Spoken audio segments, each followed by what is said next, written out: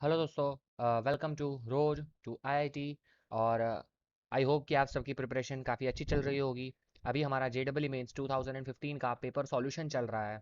हम लोगों ने फर्स्ट 5 क्वेश्चंस ये पेपर के देख लिए हैं और आज हम नेक्स्ट 5 क्वेश्चंस देखने वाले हैं। So without wasting a time चलिए शुरू करते हैं। ये रहा आज का हमारा पहला क्वेश्चन, यानी कि 6 नंबर का क्वेश्चन। यहाँ पे हमें बोला है the number of integers greater than 6000, ठीक है, मतलब कि 6000 से बड़े number can be formed using the digits 3 5 6 7 8 without repetition. Without repetition 3 5 6 7 और 8 इन सब का यूज करके हम कितने 6000 से ज्यादा वाले नंबर बना सकते हैं, ठीक है। तो पहली चीज कि हम बात करें, 5 डिजिट है यहाँ पे, तो अगर मुझे 6000 से ज़्यादा के नंबर बनाने हैं तो बट अब ऐसी चीज़ है कि अगर 4 डिजिट के नंबर मैं सोचूं तो ये जो प्लेस है यहाँ पे या तो आ सकता है 6, या तो आ सकता है 7, या तो 8 आ सकता है 8, ठीक है। ये तीन आ सकते हैं, इनमें से कोई एक आ सकता है। तो यहाँ पे मैं थियरीली देखता हूँ, ठीक है, तीन में से कोई भी एक आ सकता है। और अब विदाउट रिपीटेशन बोला है, अब मेरे पास कितने बचे, 4 नंबर बचे। अब मेरे पास 4 नंबर बच गए, ठीक है। सपोज के पहले मैंने 6 ले लिया, अब मेरे पास कोई भी 4 नंबर बचे, तो बाकी की पोजीशंस के लिए आ जाएंगे 4 C 3, ठीक है। उन चारों में से कोई भी तीन को मैं यहाँ पे अरेंज कर सकता हूँ, ठीक है, 4 से 3। लेकिन एक और चीज कि ये जो है यहाँ पे मैंने जो सिलेक्ट कर रहा हूँ, सपोज कि यहाँ पे 4 में से कोई भी एक ले सकता हूँ, यहाँ 3 में से कोई भी एक, और यहाँ 2 में से कोई भी एक, ठीक है। ये आ गया। और इन सबको भी मैं एक दूसरे के साथ यहाँ पे इंटरचेंज भी कर सकता हूँ, ठीक है। तो उसके लिए मैं मल्टीप्लाई करूंगा इसका 3 फैक्टोरियल के साथ, ठीक है। आई होप सबको समझ में आया होगा। पहले तो पहले तो हमारे हो गए 3 डिजिट्स यहाँ पे, ठीक है। 6 7 8 में से कोई भी आ सकता है। फिर मैं लिखूंगा कि यहाँ पे बाकी के जो 3 डिजिट्स बचे हैं उसमें मैं 4 में से कोई भी 3 डिजिट ले सकता हूँ, और उनको भी मैं मल्टीप्लाई करूंगा 3 फैक्टोरियल के साथ, क्योंकि मैं इन सबको एक दूसरे के साथ एक्सचेंज भी कर सकता हूँ, इन तीनों को, ठीक है। तो ये हो जाएगा मेरे लिए 3 इंटू 4 C 3 कितना होगा, 4 C 3 मतलब 4 इंटू 3, ठीक है, मतलब कि ये हो जाएगा मेरा 72, ठीक है। 4 C 3 कितना होता है, 4 C 3 4 इंटू, एक सेकेंड, 3 फैक्टोरियल 6 होता है, ठीक है, हाँ। तो ये हो जाएगा मेरा 72। ओके, चलिए। तो ये हमारा आ गया 72, लेकिन ये क्या आया है सॉरी, ये हमारा आया है 4 डिजिट के नंबर आए हैं, लेकिन हमारे पास तो टोटल 5 डिजिट्स हैं। और 5 डिजिट्स के कोई भी नंबर ले लो आप, ठीक है। 5 डिजिट्स के कोई भी नंबर ले लो, तो वो तो 6000 से बड़े ही होने हैं। तो मतलब कि 5 डिजिट्स के अगर नंबर मैं सोचूं,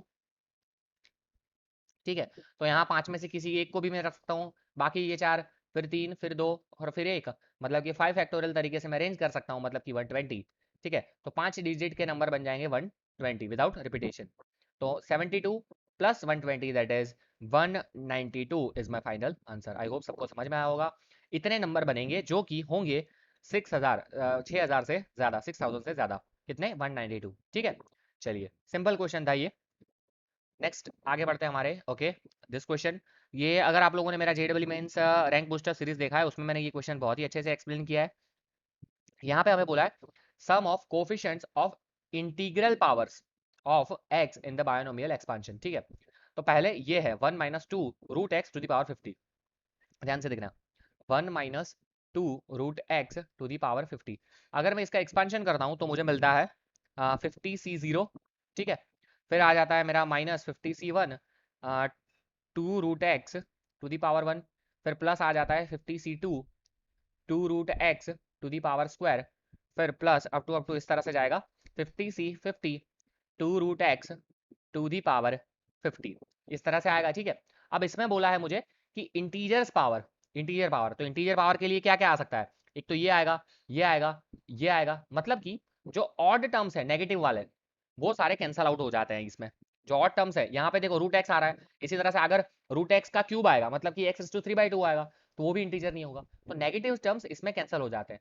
तो आप सबको पता होना चाहिए कि जब भी हमें नेगेटिव टर्म्स कैंसिल करना होता है तब हम क्या करते हैं, सेम इक्वेशन लेकिन बीच में प्लस लिखते हैं और फिर उन दोनों सीरीज का एडिशन करते हैं। This is generalised approach. किस तरह से, कि अगर मैं लिखूं कि 1 + 2 √x⁵ अगर मैं ये लिखता हूँ, ठीक है, तो ये क्या हो जाएगा 50C0 प्लस आ जाएगा 50C1 2 √x, सेम इक्वेशन आएगा, ठीक है, लेकिन हर जगह हर साइन यहाँ पे प्लस आ जाएगी बस। 50C2 टू रूट एक्स का whole square plus up to plus में लिखता जाऊंगा 50c50 two root x to the power 50, ये आ जाएगा। ठीक है, तो अगर हम इन दोनों का एडिशन करते हैं तो ये दोनों टर्म्स निकल जाते हैं और हमारे पास अल्टीमेटली बचता है ये वाले टर्म्स। ठीक है, मतलब कि जो इंटीजर पावर है, तो यही अप्रोच यहाँ पे फॉलो होता है। ठीक है, तो हमें क्या बोला है कि कोफिशिएंट जो बायनोमियल एक्सपांशन है उसके कोफिशिएंट्स का एडिशन चाहिए, तो हमें यहाँ पे एक्स एक्स भी नहीं चाहिए, तो हम क्या करते हैं एक्स की जगह सिर्फ रख देते हैं वन, एक्स की जगह वन रख देता हूँ मैं हर जगह, तो सिर्फ मुझे कोफिशिएंट मिल जाते हैं। बहुत ही सिंपल मेथड है। तो मतलब कि यहाँ पे क्या होता है अल्टीमेटली, मैं आपको फाइनल में जाके लिख दिखाता हूँ। यहाँ पे क्या होता है कि जो ये है 1 - 2 √x to the power 50 plus 1 + 2 √x to the power 50 divided by 2, ये मुझे देता है कोफिशिएंट्स का समेशन। कैसे, फिर से बता दे रहा हूं। अगर मैं इन दोनों का समेशन करूंगा तब क्या होगा, देखो ये नेगेटिव टर्म्स एक दूसरे को मार डालेंगे और जो पॉजिटिव टर्म्स हैं वो 2 से मल्टीप्लाई होंगे, this into this, this plus this मतलब 2 टाइम्स दिस, तो वो सब 2 से मल्टीप्लाई होंगे तो दो दो बार आएंगे, तो इसलिए मैंने डिवाइड भी 2 कर दिया।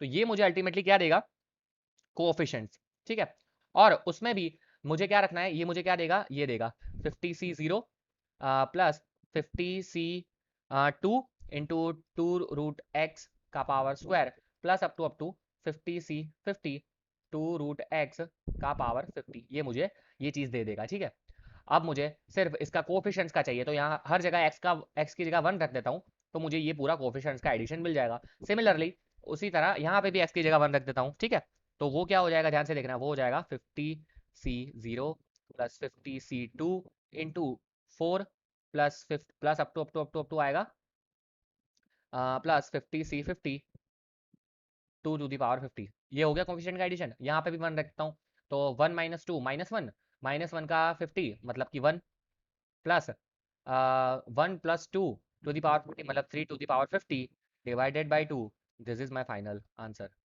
This is my final answer. I hope सबको ये क्वेश्चन समझ में आया होगा। 1 + 2 ⁵ divided by 2, this is my final answer.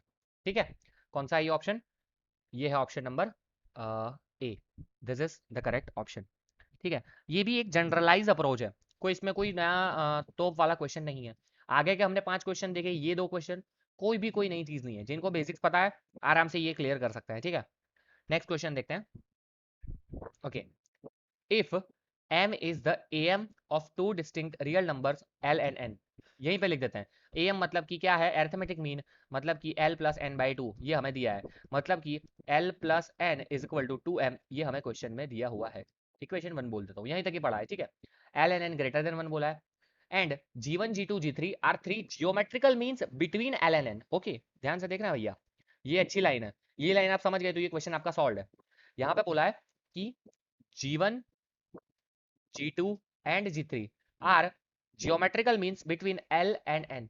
अगर ये l एंड n के बीच में है, ठीक है, तो मतलब कि l g1 g2 g3 and n, ये पांचों के पांचों किस में होने चाहिए, ज्योमेट्रिकल प्रोग्रेशन में, तभी ये तीनों क्या बोलते हैं, इसके बीच के जीपी होंगे। ठीक है, आई होप ये सबको कॉन्सेप्ट पता होगा, मैंने ये आपको बताया हुआ है पहले भी। तो अगर इस तरह से ये दिया हुआ है तो उसका अर्थ क्या हुआ कि ये फर्स्ट टर्म l है, तो सेकंड टर्म में ले लेता हूँ l into r, third term में ले लेता हूँ एल आर स्क्वायर, ये ले लेता हूँ एल आर क्यूब, और ये हो जाएगा मेरा L R to the power 4। ठीक है, और यही मुझे दिया है n के बराबर।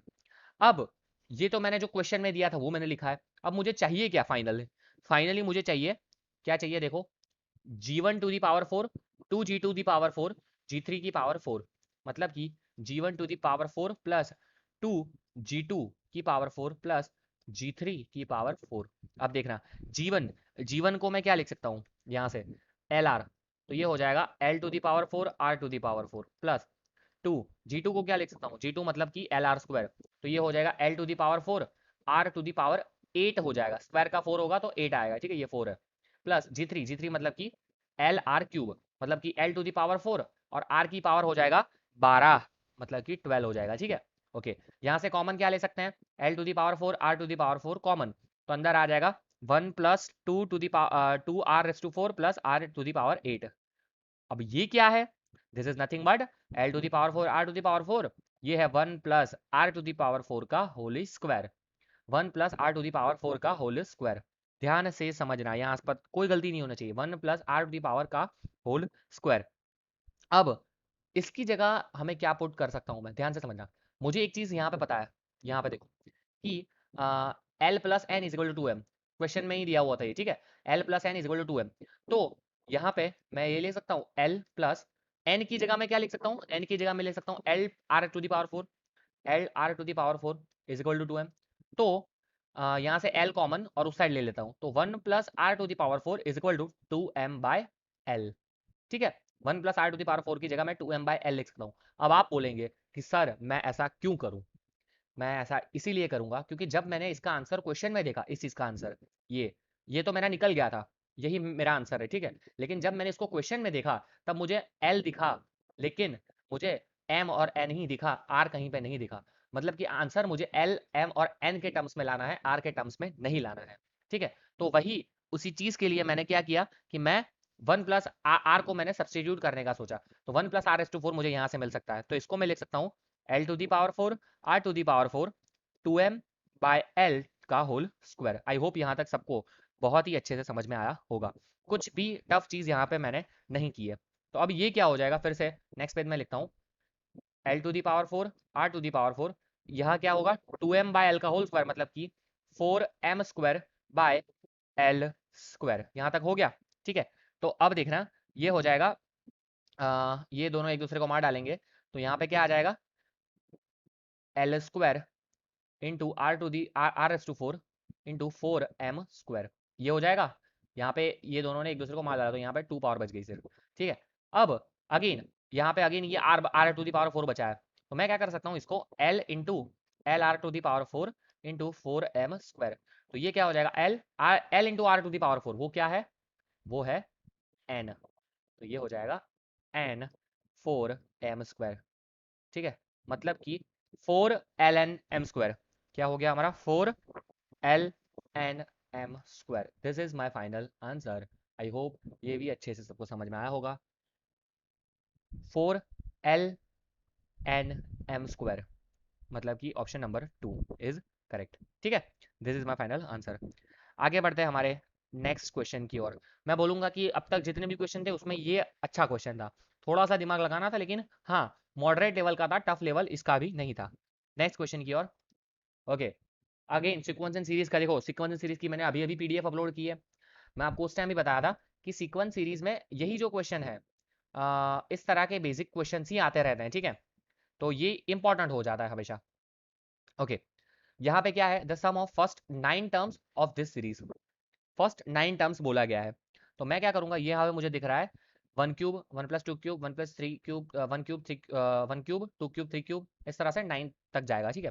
तो ऊपर मेरा बन रहा है सिग्मा एन क्यूब, ठीक है, ऊपर मेरा बन रहा है सिग्मा एन क्यूब, और नीचे क्या है, नीचे है 1 प्लस 3, ओके 1 प्लस 3 प्लस 5, मतलब कि ये बन रहा है, ये बन रहा है। अगर आपको इस तरह से ना पता चले डायरेक्टली, क्योंकि ये जनरलाइज सीरीज है, ये एक्चुअली है 2n-1 की सीरीज, अगर आपको इस तरह से ना पता चले तो आप एन टर्म का जो नॉर्मल फॉर्मूला है T N is equal to A plus N minus one into D, उसमें भी ये फॉर्मूला पुट करके आप आंसर ला सकते हो। आंसर तो उसमें भी आना है, ठीक है। ओके, तो यहाँ हो जाएगा sigma 2n-1, generalise nth term मैंने लिखा है, ठीक है।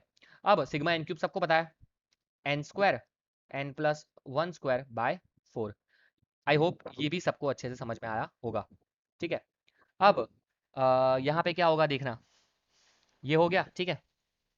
अब नीचे क्या है सिग्मा 2n-1, 2n-1, तो इसको मैं क्या लिख सकता हूँ 2n-1 को, वो मैं एक नेक्स्ट पेज में ला जाके लिखता हूँ अच्छे से, सिग्मा 2n-1, तो ये हो जाएगा सिग्मा 2 बाहर आ जाएगा, सिग्मा n माइनस सिग्मा 1, ठीक है। तो 2 सिग्मा n मतलब कि n+1/2। ये मैं फिर से सबको फॉर्मूला बता देना चाहता हूँ, ये तो पता ही होने चाहिए कि अगर आपको n नेचुरल नंबर्स पूछा है, सम ऑफ n टर्म्स, ठीक है, n नेचुरल नंबर्स, तो वो हो जाएगा n+1/2। फिर इसी तरह से सम ऑफ n स्क्वायर, अगर सीरीज बना 1 स्क्वायर 2 स्क्वायर 3 स्क्वायर इस तरह से हो, तो n+1 2n+1/6, ठीक है। और अगर आपने n क्यूब की सीरीज बनाई है 1 क्यूब 2 क्यूब 3 क्यूब, तो n+1 का n+1/2 का होल स्क्वायर, मतलब n² n+1² बाय 4। वही मैंने यहाँ पे भी लिखा है देखो, यहाँ पे लिखा है N square N plus one square by 4, क्योंकि एन क्यूब की सीरीज है। चलो कोई नहीं, यहाँ हो जाएगा ये सिग्मा वन होता है एन, ठीक है। One one one one N time लिखूंगा तो एन आ जाएगा। तो ये एक दूसरे को मार डालेंगे, इन दोनों में से एन कॉमन, तो अंदर बचेगा एन प्लस वन, सॉरी यहाँ पे एन कॉमन, तो N plus one minus one, यहाँ से अभी वन बचेगा। तो ये हो जाएगा N into N, that is N square. मतलब कि sigma two N minus one की जगह पे मैं क्या लिख सकता हूँ, sigma two N minus one की जगह पे मैं लिख सकता हूँ एन स्क्वायर। यहाँ पे आ जाएगा एन स्क्वायर। तो ये अल्टीमेटली एन स्क्वायर भी मार डालेंगे तो ये बन जाएगा एन प्लस वन का होल स्क्वायर बाय 4, ठीक है। अब ये क्या आया है, ये nth नंबर जो nth टर्म है उसका जनरलाइज इक्वेशन समेशन का मुझे मिल गया है। लेकिन अब मुझे क्या चाहिए, 9th टर्म तक चाहिए। तो मैं इसका एक्सपांशन करके सिंप्लीफाई करूंगा तो मुझे आंसर मिल जाएगा। ये nth टर्म है, उसका मैंने सिंप्लीफिकेशन लिखा है सिर्फ, ठीक है। चलिए, तो अब मैं क्या करता हूँ, सिग्मा टी एन चाहिए मुझे। तो सिग्मा टी एन क्या हो जाएगा, वो हो जाएगा 1/4 एन प्लस वन का होल स्क्वायर, मतलब कि N square plus two N plus one, और उसका भी क्या है, सिग्मा है। तो ये क्या हो जाएगा 1/4, यहाँ पे आ जाए sigma N square plus two sigma N plus sigma one, ठीक है। तो ये हो जाएगा 1/4, यहाँ पे आ जाएगा अगेन मैंने बताया आपको N N plus one two N plus one by six, ठीक है। यहाँ पे आ जाएगा two N N plus one by two, और यहाँ पे आ जाएगा एन, ठीक है। ये हो गया। अब यहाँ पे सिंपली n की जगह मुझे एक चीज पुट करनी है, वो है 9, क्योंकि मुझे क्वेश्चन में ही बोला है कि फर्स्ट 9 टर्म्स का एडिशन चाहिए। तो यहाँ पे n की जगह मैं 9 पुट कर देता हूँ। तो वो हो जाएगा मेरे लिए 1/4 इंटू 9 10 19/6 प्लस यहाँ पे हो जाएगा 9 इंटू 10 प्लस यहाँ पे हो जाएगा 9, ठीक है। और अगर मैं इसका सिंप्लीफाई करता हूँ तो मुझे मिल जाता है 96, और this is my final answer. I hope सबको समझ में आया होगा। क्वाइट इजी क्वेश्चन में बोलूंगा, ये भी क्वेश्चन टफ नहीं था। सीक्वेंस सीरीज में मैंने आपको पहले भी बताया है कि फॉर्मूला बेसिक क्वेश्चन बनते हैं इसमें। ओके चलो कोई नहीं, आगे बढ़ते हैं आज के हमारे लास्ट क्वेश्चन की ओर, जो है हमारा इस पेपर का 10th नंबर का क्वेश्चन।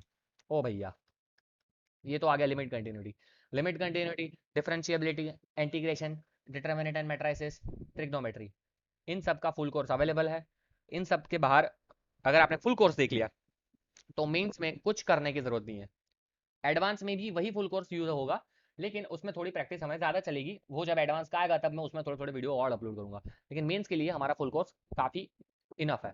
उसमें हज़ारों क्वेश्चन अवेलेबल है, और उसमें ये भी क्वेश्चन मैंने सॉल्व करवाया हुआ है। बहुत ही ईजी तरह से इसको हम सॉल्व कर सकते हैं, ठीक है। चलो फिर से यहाँ पे मैं करवा देता हूँ। यहाँ पे हमें लिखा है limit X tends to zero, one minus cos two X, three plus cos X divided by X tan four X, ठीक है। अगर मैं जीरो पुट करता हूँ तो ये भी जीरो होगा, ये भी जीरो होगा, जीरो बाय जीरो फॉर्म हो रहा है। एल हॉस्पिटल रूल में अप्लाई कर सकता हूँ बट ऑब्वियसली, चलो लेकिन मैं वो नहीं करूंगा। इसके अलावा भी हम तो थोड़ा दिमाग उस इस्तेमाल करके भी इसको सॉल्व कर सकते हैं। कैसे, पहले तो अगर मैं एक्स जीरो यहाँ पे दे दूं इस फंक्शन को, थ्री प्लस कॉस एक्स को, तो इसको ये मुझे कुछ क्या देगा, जीरो, तो कॉस जीरो होता है one, three plus one four, ठीक है। तो कोई दिक्कत नहीं है, तो मैं फोर यहाँ पे साइड में लिख लेता हूँ, ठीक है। तो उतना मेरा काम हो गया। लिमिट में आप ऐसा कर सकते हो, limit X tends to zero हो जाएगा ये। Again one minus cos two X, one minus cos two X को मैं ले सकता हूँ two sine square angle half, ठीक है, two sine square angle half. Okay, अब मुझे एक पता है कि यहाँ पे साइन स्क्वायर है, तो यहाँ भी नीचे भी मुझे क्या चाहिए, स्क्वायर ही चाहिए, ठीक है। लेकिन यहाँ तो एक एक्स ऑलरेडी अवेलेबल है, और एक एक्स मैंने एक्स्ट्रा लिया है, तो अगर मैंने मल्टीप्लाई नीचे किया तो मैं ऊपर भी एक एक्स मल्टीप्लाई करूंगा। तो ऊपर भी मैंने एक एक्स मल्टीप्लाई कर दिया, और नीचे क्या था, टेन फोर एक्स, ठीक है। आई होप यहाँ तक सबको समझ में आया होगा, ठीक है। अब देखो, ये जो है limit X tends to zero, sine square X, जितना हो जाए उतना सॉल्व करके खत्म करो उसे, ठीक है। इतना जो मैंने लिखा है limit X tends to zero, ये ठीक है। तो ये कितना हो जाएगा हमारा, ये हो जाएगा हमारा one, sine square X upon X square, वो हो जाएगा वन। तो यहाँ पे आ जाएगा four into two that is eight, limit तो रहेगी अभी, ठीक है। अभी एक और फंक्शन बाकी है, eight into X upon tan four X, ठीक है। अब अगेन टेन फोर एक्स है, तो मुझे यहाँ पे क्या चाहिए, फोर चाहिए, तभी ये फॉर्मूला बनेगा। तो एट को मैं लिख लेता हूँ, क्या लिखता हूँ पता है, एट को मैं यहाँ से इरेज करके मैं लिखता हूँ टू इंटू फोर, और यहाँ पे सिर्फ टू मल्टीप्लाई करता हूँ, यहाँ पे फोर हो जाएगा। अगेन ये जो है, ये क्या हो जाएगा मेरे लिए, ये मेरा लिए पूरा हो जाएगा वन, तो ये मुझे दे देगा two into one that is two, which is my correct answer.